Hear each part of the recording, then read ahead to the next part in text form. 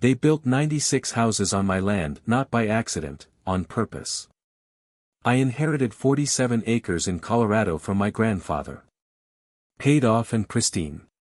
Went to visit the property for the first time in 3 years and found an entire subdivision where my forest used to be.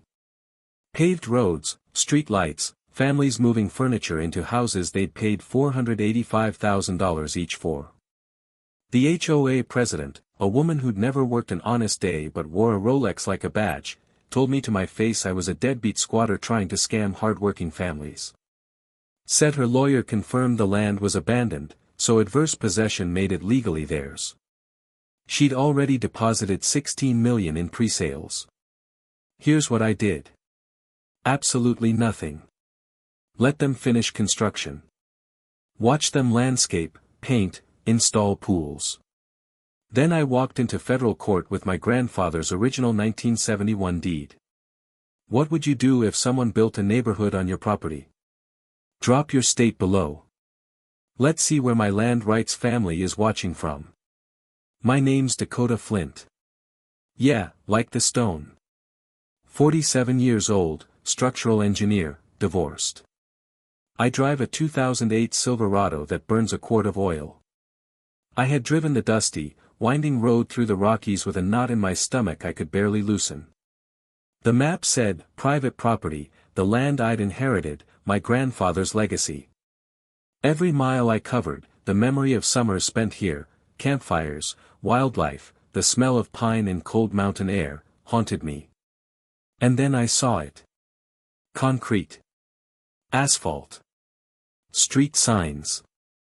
And in place of the trees and open space, an army of 96 cookie-cutter homes stood where my forest once swayed with the wind. My eyes burned. I stopped the truck, gripping the steering wheel so tight my knuckles went white. It wasn't just construction, it was deliberate. The HOA had planned this down to the last mailbox. They had names, addresses, and pre-sold homes in escrow.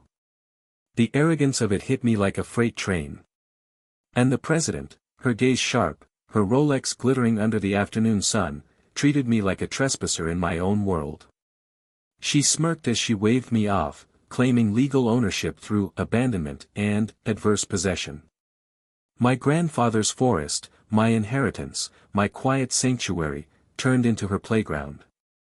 I could have called the cops. I could have filed complaints. But what I didn't do, that was my power move. I stayed silent. I watched.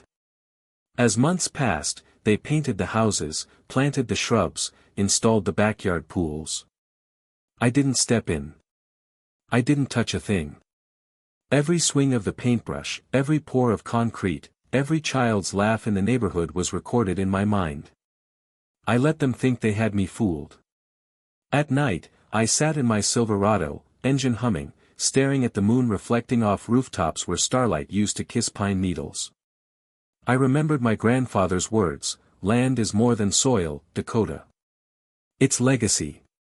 And that thought became a weapon. My silence wasn't weakness. It was strategy. While they celebrated victory, I prepared mine. Because one morning, I would walk into court with the original 1971 deed, crisp and undeniable, and the tables would turn. And when they did, it wouldn't just be a legal victory, it would be the reckoning for everyone who dared to call themselves conquerors of someone else's world. After that first, gut-wrenching drive through what used to be my land, I didn't rush into action. Patience had its own power, and I intended to wield it like a weapon. I parked my Silverado a mile down the road, hidden behind a thicket of pine, and watched. Every morning, I witnessed the neighborhood come alive, workers finishing roofing, landscapers planting exotic shrubs, families unloading boxes, children running in freshly poured driveways. The HOA president strutted through the streets, clipboard in hand, giving orders, her Rolex glinting like a warning. Each day I observed was a reminder of how far they had overstepped.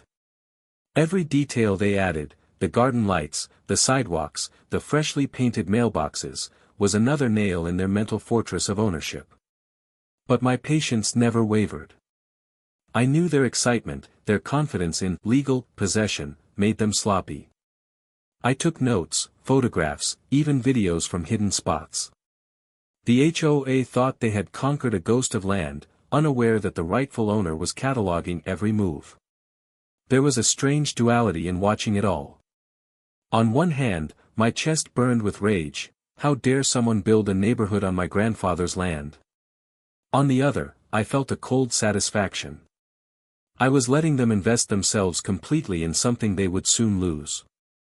The irony was delicious: 96 homes, 96 dreams, all built on the fragile illusion of legality. Neighbors waved at me sometimes, thinking I was just a curious stranger. "Beautiful neighborhood, isn't it?" one asked. I nodded, letting a hollow smile cross my face. "Beautiful," I said, knowing full well it wasn't mine anymore, but it would be. Every detail they admired, every joyous laugh they celebrated, was part of the trap. My grandfather's deed was like a ticking bomb. When the day came, it would obliterate their sense of certainty. The HOA president, oblivious to my presence, began hosting open houses. Brokers were called. Money exchanged hands, millions deposited as pre-sales, all assuming the land was theirs. Every transaction, every legal document they believed gave them security, was being meticulously recorded by me. I didn't rush. That would have been reckless. I needed the full picture, the scope of their operations, the proof of their investments, and most importantly, the emotional investment of the families moving in. At night, alone in my truck, I reviewed maps, old property records, and photographs of my grandfather's hand-drawn survey from 1971. The forest, the streams, the hills, every inch documented. Every time I traced the lines with my finger, I felt a strange calm, like holding a sword forged in patience. They were building their lives on borrowed time, and I was waiting to cut the strings at precisely the right moment. The weeks turned into months. I saw joy and pride flourish among strangers, and I kept silent. I watched as they installed pools and garden fountains, and I made mental notes of their every claim: street names, plot numbers, homeowners' names, HOA signatures. All of it mattered. I was building my case in real time. Each laugh, each decoration, each celebratory toast was ammunition. And then, one evening, under a sky bleeding red and gold, I realized the timing was perfect. The houses were complete. The lawns immaculate. The pools sparkling like jewels in the fading light. They believed the land was theirs. Their victory was absolute, or so they thought. My grandfather's original 1971 deed rested securely in my briefcase, waiting for the day it would speak louder than 1,000 arguments. Because patience, I had learned, was a weapon far deadlier than rage. And when I finally walked into court, the HOA would realize too late that all their power, all their wealth, and all their pride had been built on the wrong foundation. By the time I decided to act, the neighborhood was complete.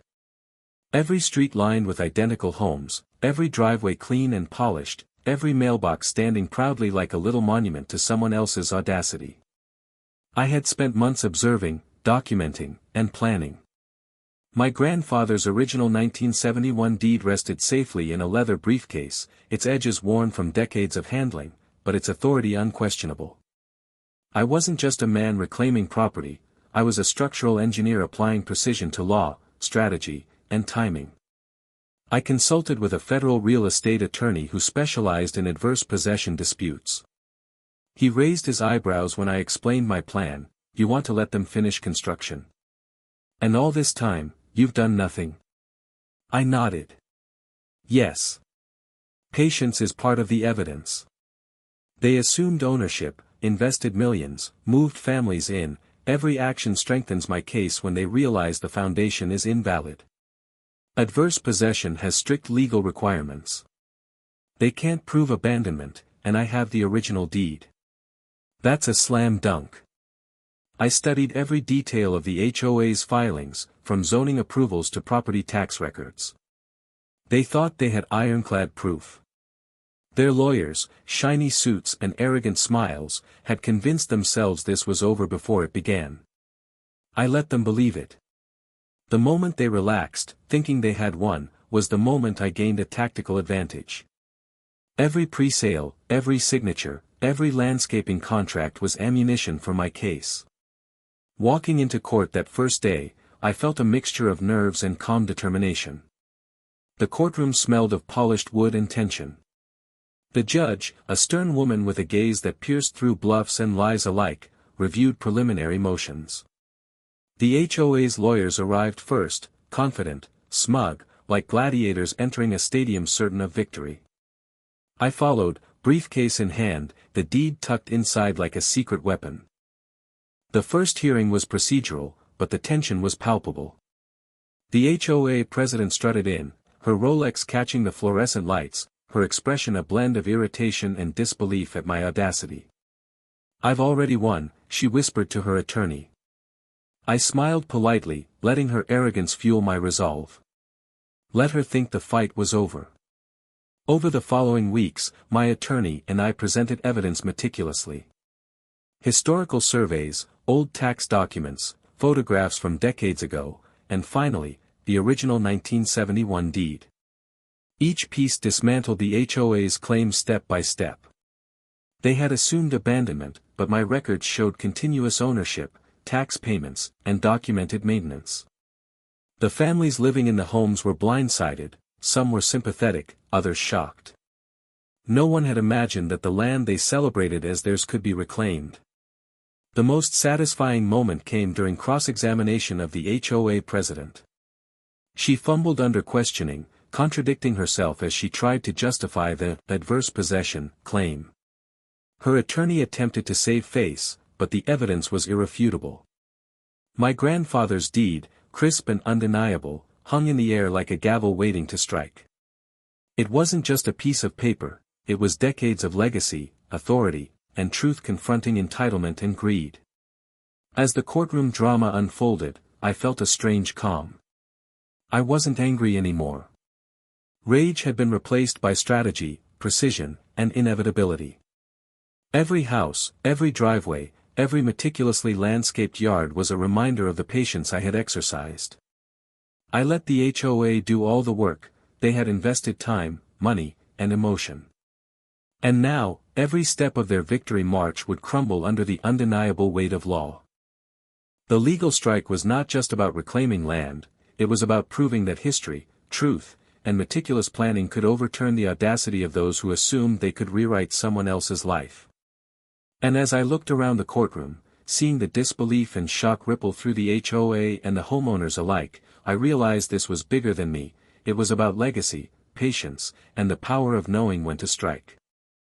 The day of the ruling arrived like a storm breaking over the mountains.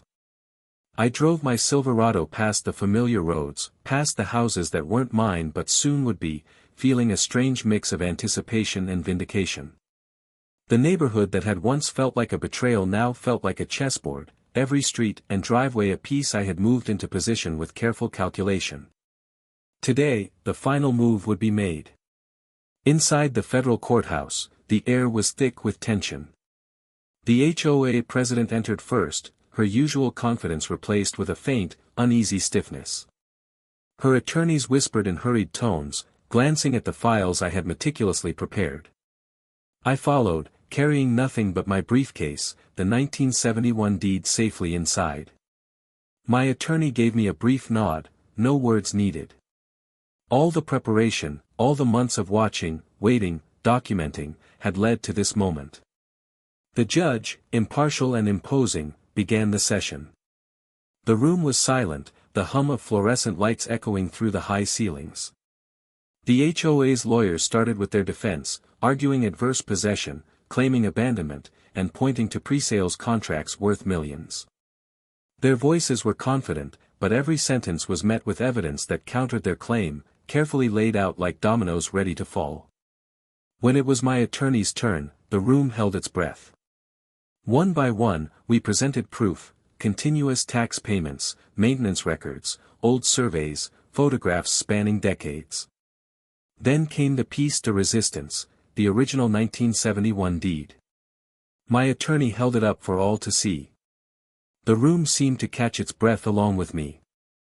That single document, a relic of my grandfather's foresight, was enough to unravel everything the HOA had built. The HOA president's face went pale. Her smirk vanished. She had assumed the courts would favor her, that her millions and her pre-sold houses could overwrite decades of ownership. Instead, she was confronted by the undeniable truth.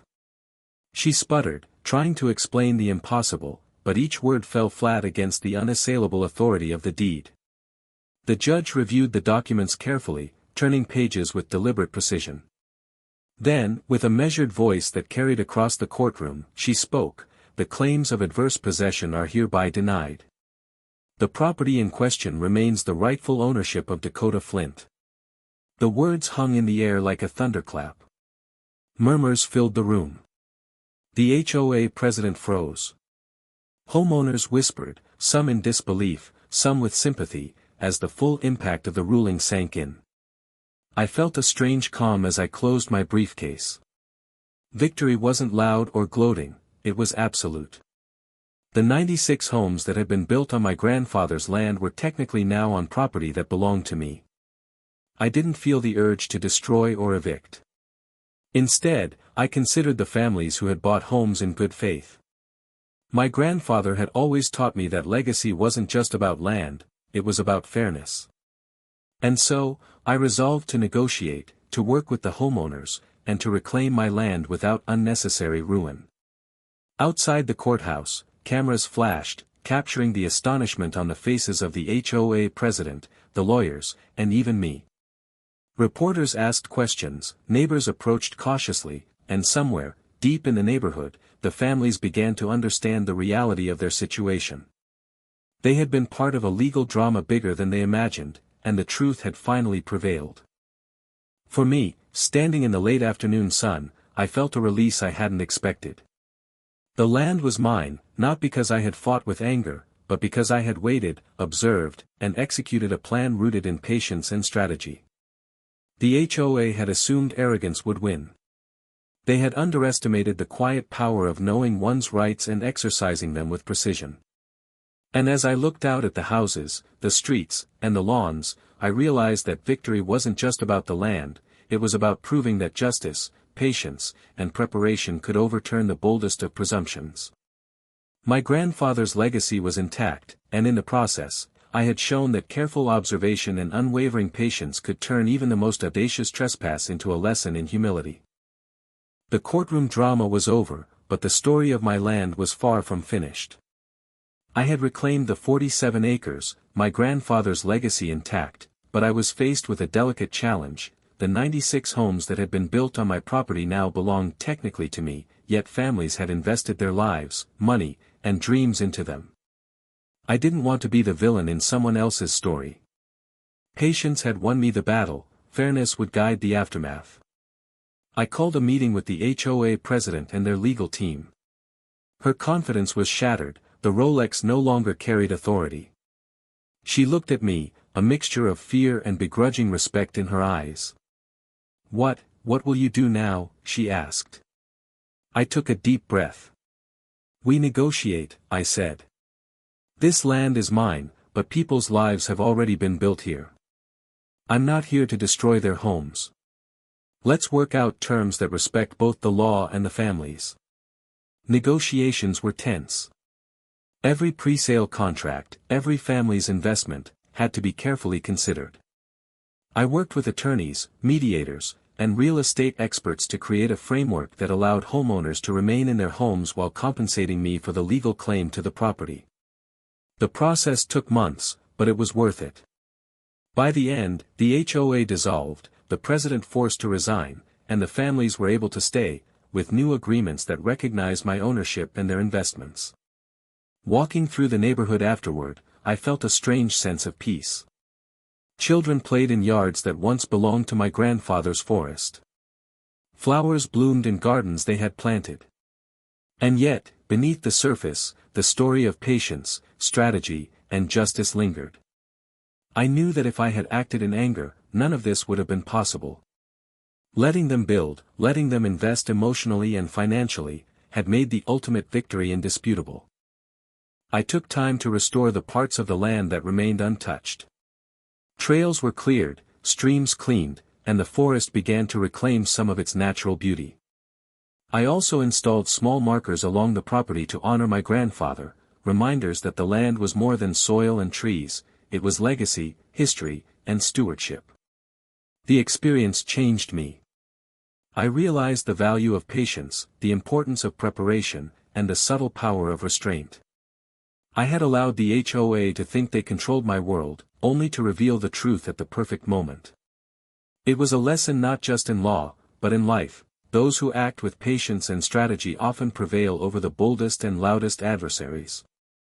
Friends asked how I felt after winning. I told them the truth, relief, yes, but also a quiet satisfaction. The houses, the streets, the families, they were part of a larger story now. And while I could have demanded everything, I chose balance. Justice, after all, is not always about destruction, sometimes it's about restoring order with wisdom. I drive past the neighborhood in my Silverado now, engine humming, oil burning, just like always. I see families waving, lawns immaculate, pools glinting in the Colorado sun. And I smile. The land is mine, but more importantly, the legacy of my grandfather lives on, protected, respected, and restored. For anyone facing seemingly insurmountable odds, remember this: patience can be more powerful than fury. Observation can outweigh aggression. And the truth, when wielded with precision, cannot be ignored. I am Dakota Flint, structural engineer, heir, and witness to the power of legacy. My land is more than acres, it is history, strategy, and the triumph of rightful patience over reckless audacity. The 96 homes stand as a testament, not to the HOA's arrogance, but to the enduring strength of truth. And in that quiet victory, I found something even more profound: the land may change hands, but honor, patience, and preparation ensure that legacy never dies.